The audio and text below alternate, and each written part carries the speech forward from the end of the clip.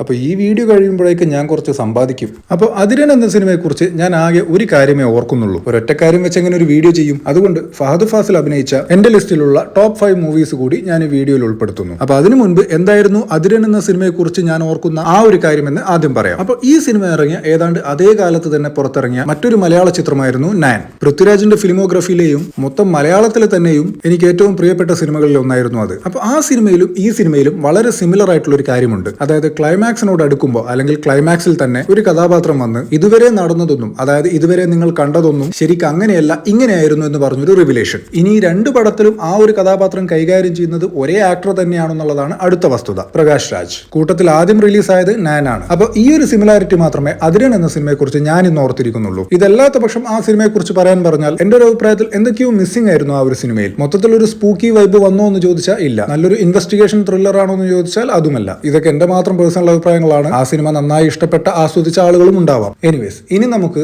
ഫഹദ് ഫാസിൽ അഭിനയിച്ച എന്റെ ലിസ്റ്റിലെ ടോപ്പ് 5 മൂവീസ് ഏതൊക്കെയെന്ന് നോക്കാം. നമ്പർ 1 പൊസിഷനിൽ നിൽക്കുന്നത് ഇയോബിന്റെ പുസ്തകം, അടുത്തത് മാലിക്, മൂന്നാമത്തേത് ആവേശം, 4ാം സ്ഥാനത്ത് ഇന്ത്യൻ പ്രണയകഥ, 5ാമത് 22 ഫീമെയിൽ കോട്ടയം. 5 സിനിമകൾ, 5 വ്യത്യസ്ത ക്യാരക്ടറൈസേഷൻ, 5 വ്യത്യസ്ത മാനറിസംസ്. സത്യത്തിൽ ആൾ കിടുവാണല്ലേ. പക്ഷെ ആവേശം എന്ന ആ ഒരു ചിത്രത്തിന് ശേഷം ബോക്സ് ഓഫീസിൽ പുള്ളി ഒന്ന് ഡൗൺ ആണ്. തിരിച്ചു വരുമെന്ന് കരുതാം.